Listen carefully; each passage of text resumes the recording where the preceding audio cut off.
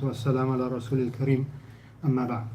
Alhamdulillah, today is the first part of a series of short reminders based on the 500 hadith from the collection of Imam Al-Bukhari. Can I ask the brothers to come forward? It's easier to speak when the audience is together. This series is based on a book by a sheikh from Bahrain whose name is Hassan Al-Husseini, and he put together a short work called Saba'iq al-Bukhari, where he basically chose 500 hadith from the many hadith. Anyone know how many hadith are in the collection of Imam Al-Bukhari? 7,000. Yeah, approximately 7,000, just over 7,000 hadith. So the sheikh, he chose 500 hadith and then organized the hadith.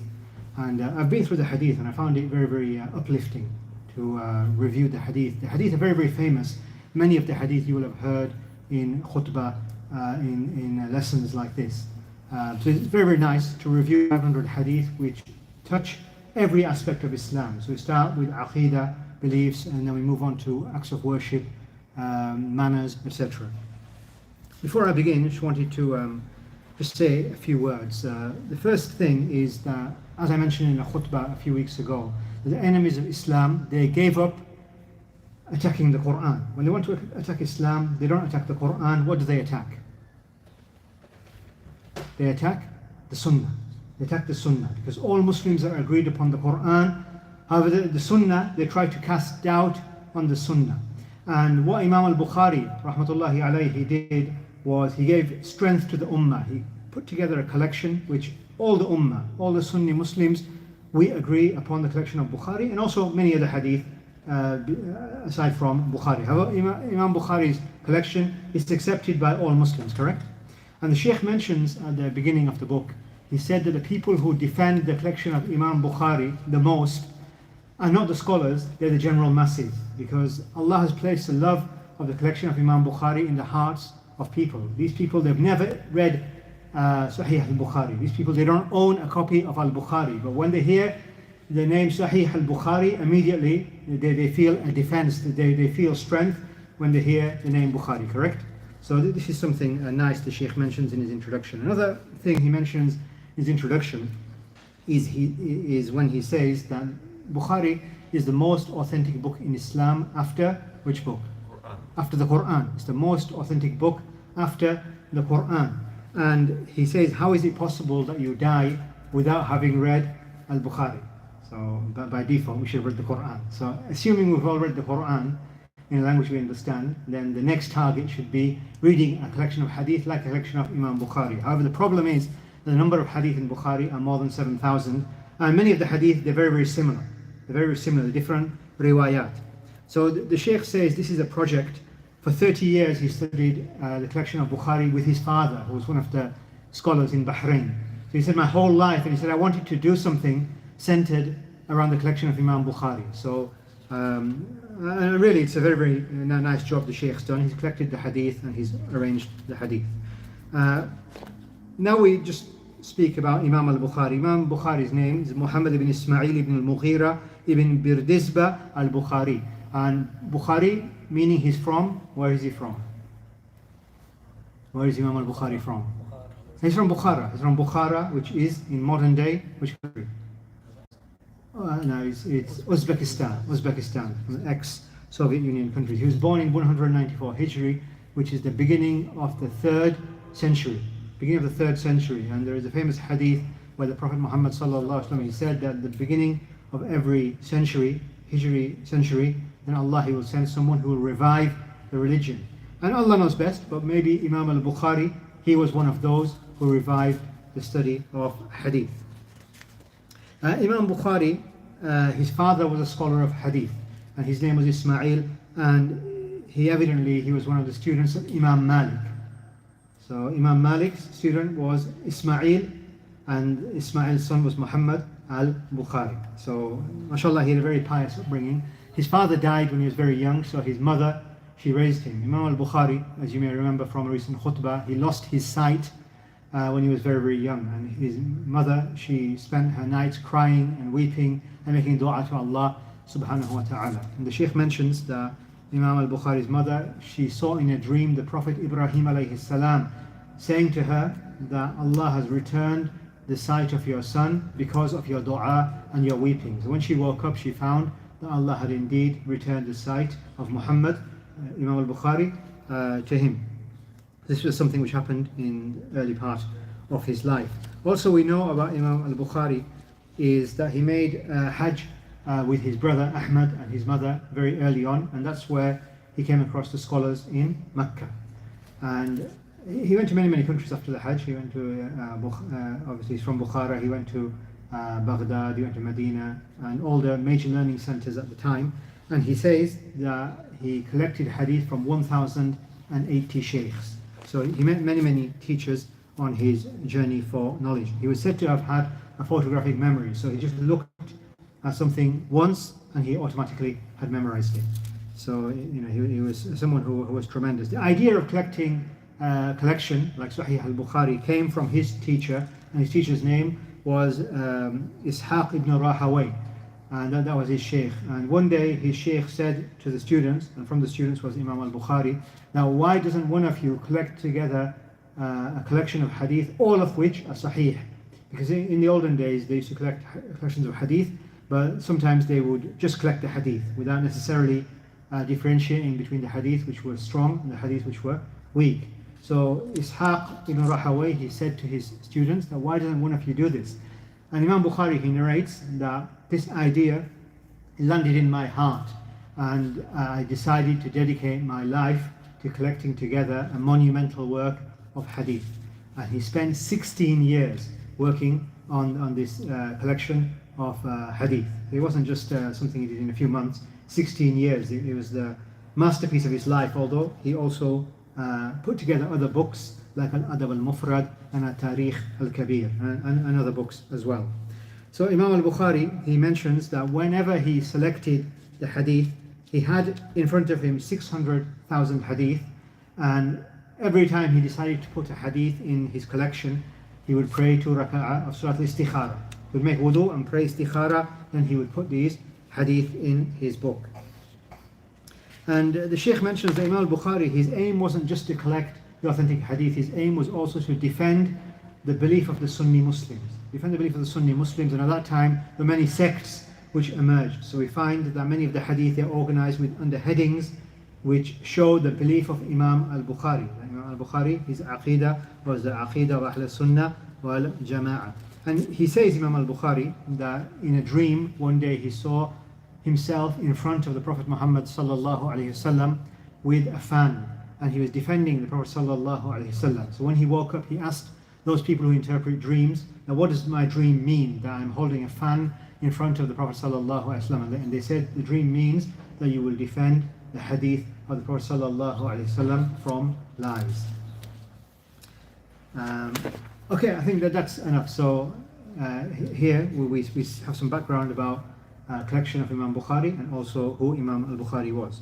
Today, inshallah, we will cover part 1. And what Shaykh Hassan al-Husseini has done is his 500 hadith, he's divided it into 29 parts. Anyone hazard a guess as to why he divided the 500 into 29 parts? Okay, why is the Quran divided into 30 parts? The days in the month. The days in the month, because all knowledge requires revision. So he intended that students of knowledge, they would revise this knowledge. They would read the hadith, so it's possible to complete all 500 hadith in 1 month, because the Hijri month is either 29 or 30 days. So a minimum 29 days is required. So inshallah we will have 29 sittings. However, I'm going to do it in blocks of 8. So this will be the first block of 8, and then inshallah we'll do something else. And then after a few weeks, we'll do the second block. Otherwise, we might get bored of listening to the same thing. Okay, the methodology will be, I will read the hadith, and the Shaykh, he says in his introduction that he has chosen short hadith. Why? Because it's easy to memorize. Maybe some people, they'll memorize these 500 hadith. Because they're short, they're easy to understand. So I will read the Arabic, and after the Arabic, I will give an approximate translation, and I may add 1 or 2 points of benefit just to explain what the main purpose of the hadith is. The first chapter, Babul Ikhlas, which is the chapter of sincerity.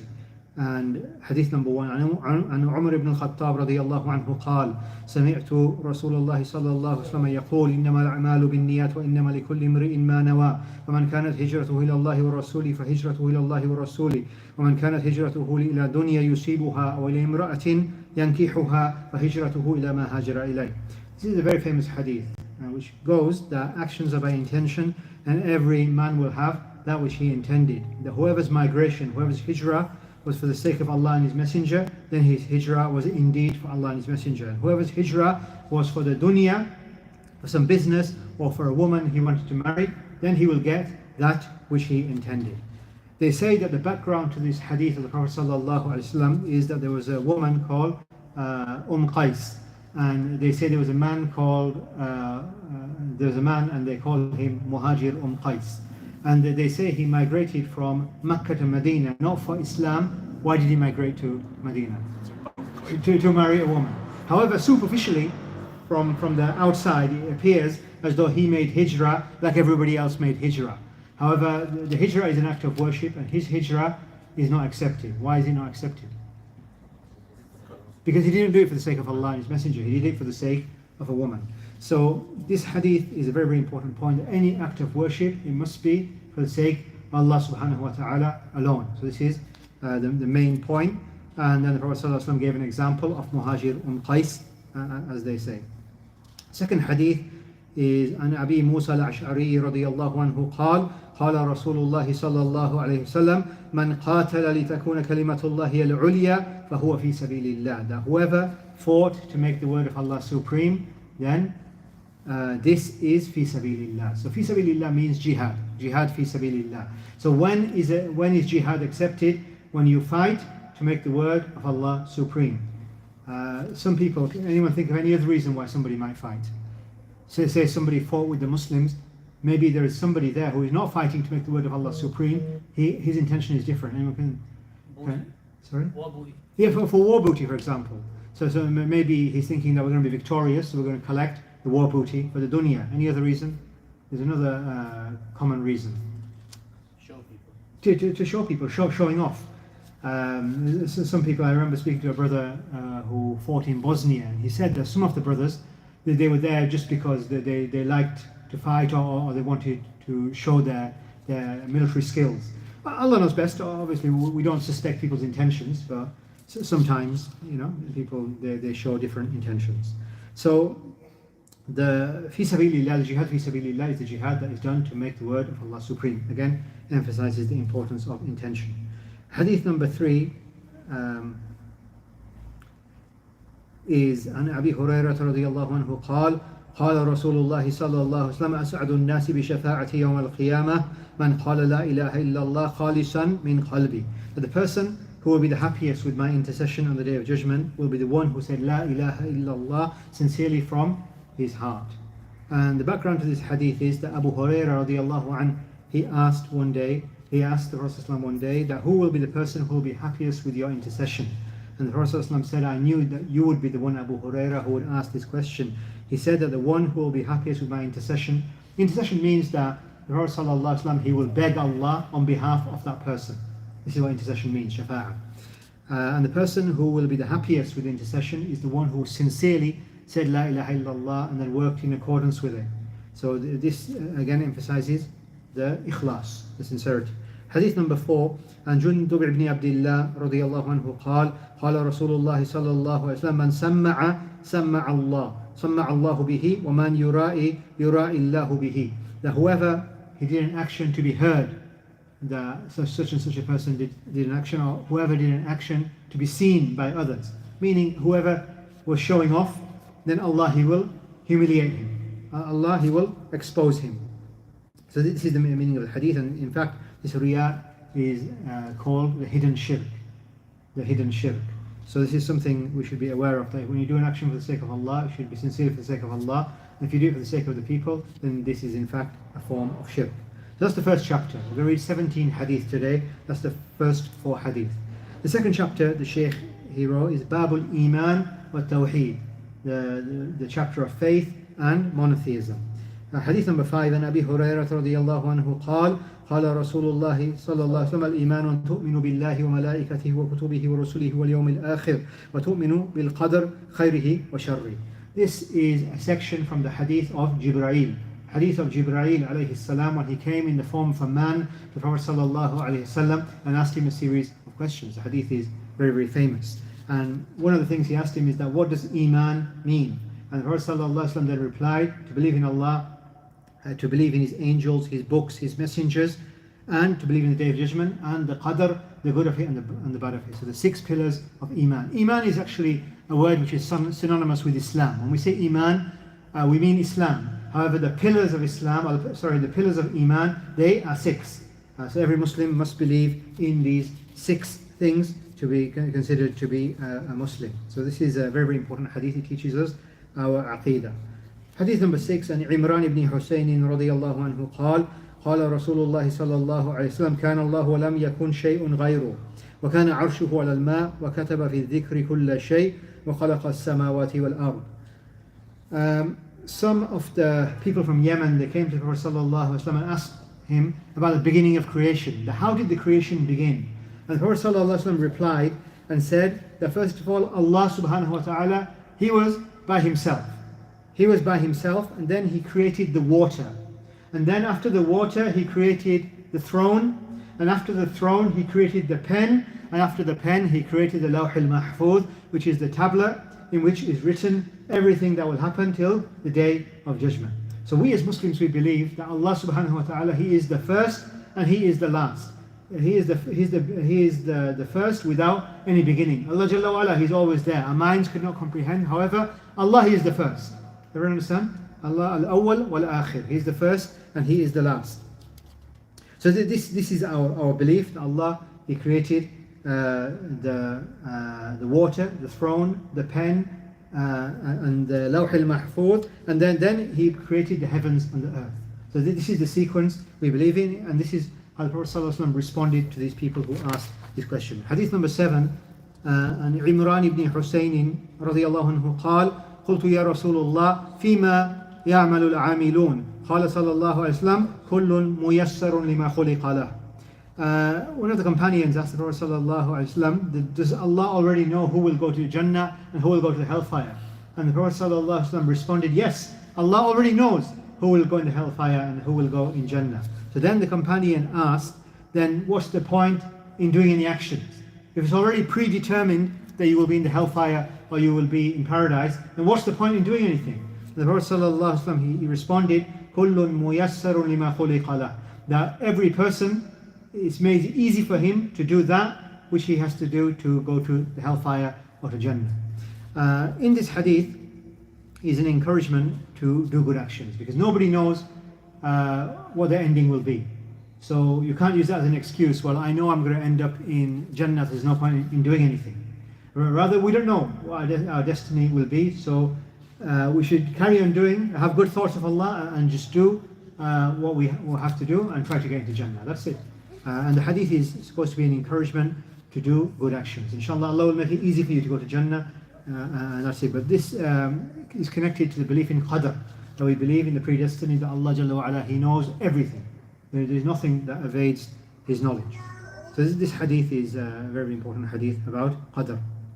Hadith number 8, عن أبي هريرة رضي الله عنه قال قال رسول الله صلى الله عليه وسلم ما من مولود إلا يولد على الفطرة فأبواه يهودانه أو ينصرانه أو يمجسانه. That there is no child except that is born on the fitrah, on the natural state, and then the parents, they either make the child into a Jew, a Christian, or a fire worshipper, a Majusi.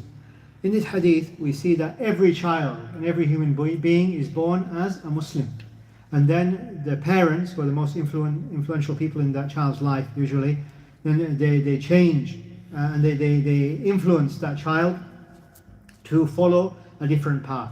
This is why when someone accepts Islam, what do we say? We don't say they're converted, what do we say? We call them reverts, because we say that all children, they're born automatically pre-programmed to believe in Allah. They already believe in Allah. Then Allah, He sent the messengers to direct people to His worship. So we believe that everyone believes in this monotheistic belief, and then the environment changes them, and then Allah, He guides whoever He wishes. Hadith number 10, عن أبي ذر الغفاري رضي الله عنه قال قال رسول الله صلى الله عليه وسلم من مات من أمتي لا يشرك بالله شيئا دخل الجنة. That whoever died and didn't associate partners with me, he will enter Jannah. He will enter Jannah. This is a very, very important point. That anyone who dies upon shirk can never enter Jannah. The famous ayah, إِنَّ اللَّهَ لَا يَغْفِرُ أَن يُشْرَكَ بِهِ وَيَغْفِرُ مَا دُونَ ذَلِكَ لِمَن يَشَاءُ. Allah subhanahu wa ta'ala, if He so wishes, He will forgive all sins and any sins. Apart from the sin of shirk, if someone died upon shirk, then they can never enter Jannah.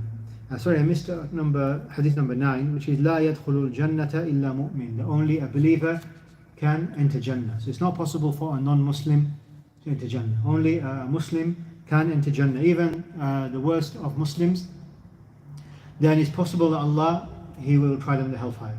However, in the end, where will they go? All Muslims in the end, they will go to Jannah as long as they didn't make shirk. Because nowadays, some Muslims even make shirk. So as long as they didn't die upon shirk, died upon Islam, then even if they sin, maybe Allah will forgive them. However, Allah Jalla wa Ala may also punish them. So they are under the threat of punishment. However, all Muslims, inshallah, al-muwahhid, they will enter Jannah in the end. Hadith number 11, and Abdullah ibn Mas'ud radiyallahu anhu قال قال رسول الله صلى الله عليه وسلم من مات يشرك بالله شيئا دخل النار. This is the opposite of hadith number 10, that whoever dies associating partners with Allah will enter the hellfire. Okay, so this is the chapter of Tawheed. Hadith number 12, عن معاذ بن جبل رضي الله عنه قال كنت ردف النبي صلى الله عليه وسلم على حمار فقال. In this hadith, Mu'adh ibn Jabal radiallahu anhu, he was a young man and he was sharing a ride with the Prophet sallallahu alaihi wasallam on the back of a donkey. So there was a conversation. And the Prophet sallallahu alaihi wasallam said to him, Ya Mu'adh, هل تدري حق الله على عبادي? That do you know the right of Allah upon His slaves? وما حق لعبادي على الله? And the right of the slaves upon Allah. And Mu'adh was very polite and he said, Allahu Rasuluhu a'lam. That Allah and His Messenger, they know. I don't know. So the Prophet sallallahu alaihi wasallam asked him a question. And then he responded, I don't know. You know, and only Allah, He knows. He said, إِنَّ حَقَّ اللَّهِ عَلَى الْعِبَادِ أَن يَعْبُدُوهُ وَلَا يُشْرِكُوا بِهِ شَيْئًا. The right of Allah upon His servants is that we should worship Allah alone and not associate partners with Him. And if we do this, then what's the deal? The deal is وَحَقَّ الْعِبَادِ عَلَى اللَّهِ أَن لَا يُعَذِّبُ مَنْ لَا يُشْرِكُ بِهِ شَيْئًا. That Allah, He will not punish anyone who did not associate partners with Him. Okay, so this is really good news. As long as someone, they died upon Tawheed and didn't fall into shirk, then Allah will give them Jannah. Allahu Akbar. So this is the simplicity of the deen. When it boils down to the lowest common denominator, that's what it is. It's dying upon Tawheed, and inshallah Allah has taken upon Himself to enter you into Jannah. Hadith number 13, and Abi Hurairah radiyallahu anhu قال قال رسول الله صلى الله عليه وسلم الإيمان بضع وستون شعبة والحياء شعبة من الإيمان. The Iman is 60 something parts, and shyness is a part of Iman. Like I mentioned before, that Iman isn't just the 6 pillars of Iman. Iman is a synonym for the entire religion. So the entire religion has many, many different parts, and one of those parts is shyness. And this is part of Iman. And shyness, why? Because if you're shy of Allah, you will feel that you can never repay Him for all the blessings in your life, so you will do more good actions. And if you're shy of Allah, you'll feel ashamed to sin and to break His commandments when He's the one who created you and gave you everything. So this shyness is a part of Iman. Then we have hadith number 14. We're going to read 17 hadith inshallah. And Abi Hurairah radiyallahu anhu قال قال رسول الله صلى الله عليه وسلم إن لله 99 اسما 100 إلا واحدة من أحصاها دخل الجنة. That Allah has 100 names except Allah has 99 names. To emphasize this, he says 100 less 1, which is 99. Which is 99. Man ahsaha dakhala al-jannah. That whoever isn't just memorizing them, it basically involves 3 things. Number 1, memorizing and understanding them. Number 2, making dua with them. Making dua using the names of Allah. This is called tawassul. And the third is acting in accordance with them. Like for example, if you know that Allah is Al-Razzaq, then if you need a job, you say, Ya Allah, give me a job, Ya Al-Razzaq, the one who provides. Acting in accordance with them, like for example, if you know that Allah is Al-Basir, the one who sees everything, then you are careful of not committing sins because you know that Allah is the Basir. So it's not just a name, it's a name which is connected to an attribute, and this is how we know our Lord through His names and attributes. However, in fact, He has more than 99 names. The names are more than 99, and what this hadith says is that 99 of the names, they are special names, if you like. So there are other hadith which suggest that the names are more than 99. So by 99 we mean 99 special names, and Allah knows best. Hadith number 15, عن أبي هريرة رضي الله عنه قال قال رسول الله صلى الله عليه وسلم يأتي الشيطان أحدكم فيقول من خلق كذا من خلق كذا حتى يقول من خلق ربك فإذا بلغه فليستعذ بالله ولينتهي. The shaitan, he wants to corrupt your aqidah. He wants to corrupt your aqidah. And he will never give up. So he will come to you and ask you who created the moon. And you will say Allah created the moon. Then he will ask you who created the sea, the oceans. You will say Allah created the sea and oceans. Then he will ask you who created the stars. You will say Allah created the stars. And then he will try to corrupt you. So he's now leading you down the garden path. He'll try to corrupt you, and then he will ask you who created Allah. Who created Allah? And the Prophet ﷺ, he said that when the shaitan comes to you and says this to you, first of all, you should seek protection from Allah. You should say, A'udhu billah, wa yasta'idh billah. And then you should purposefully try to move yourself away from this thought. Like I said before in the earlier hadith, that Allah is Al-Awwal. He is the first without beginning. He is the first without beginning. That's it. That's the definition of Allah subhanahu wa ta'ala. So the shaitan, he will try to make you ponder about this. However, our minds, they have limits. Just like a computer has a limit. The computer, وَلِلَّهِ الْمَثَلُ الْأَعْلَى. Allah is the best example. Our minds are limited. Sometimes we think we understand everything. However, we don't understand everything. So we accept that Allah is the creator. This is something we are pre-programmed with. And if the shaitan comes and tries to challenge this idea, then you should say A'udhu Billah, and then you just stop thinking about this. Just move away from this. This is an important point because the shaitan, will try to take you away and throw you into atheism. وَالْعِيَاذُ بِاللَّهِ. Hadith number 16, عن أبي هريرة رضي الله عنه قال قال رسول الله صلى الله عليه وسلم قال الله عز وجل. This is called a hadith Qudsi, a sacred hadith. It's not Quran, but the meaning is from Allah subhanahu wa ta'ala. يؤذيني ابن آدم يسب الدهر وأنا الدهر بيدي الأمر أقلب الليل والنهار. That the son of Adam, he harms me. He harms me and he insults time. He insults time and I am time, meaning I am the one who created time. So it's not appropriate for us to curse a day, that this is a cursed day, or say something like this. Because Allah, He says, I created the time. And then further in the hadith, Allah Jalla wa Ala, He explains that everything is in my hand. Everything is in my hand. I am the one who turns the day and the night. Meaning that nothing happens in this world without the permission of Allah.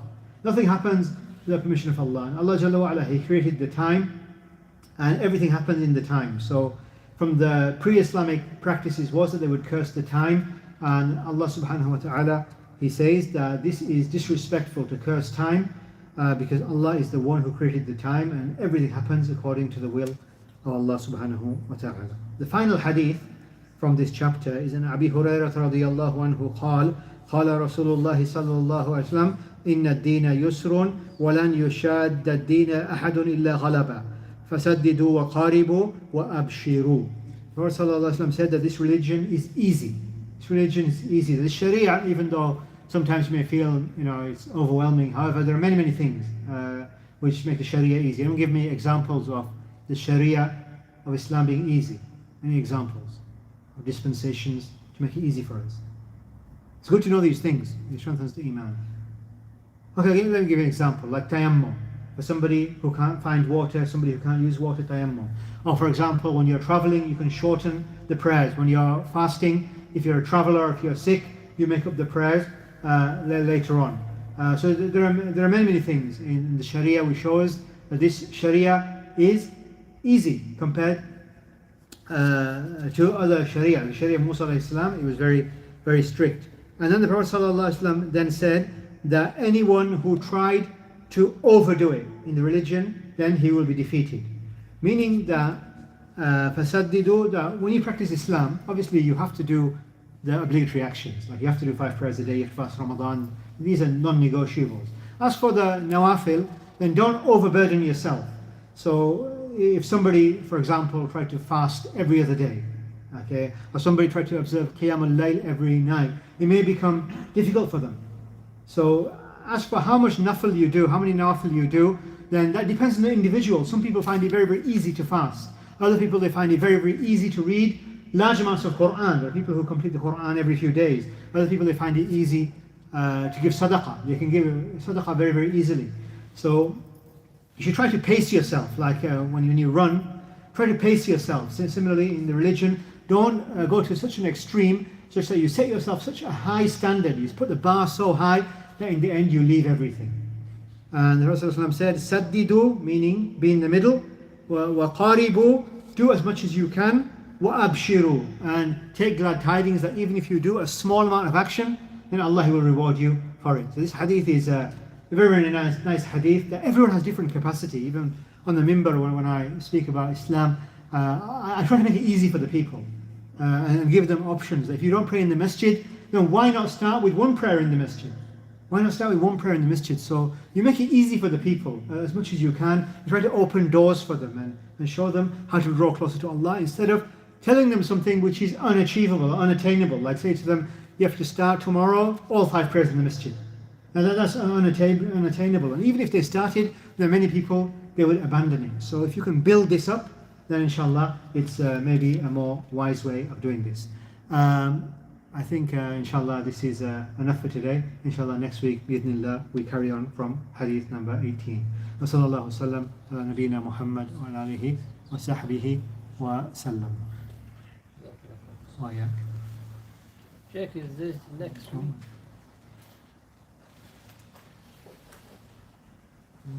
No.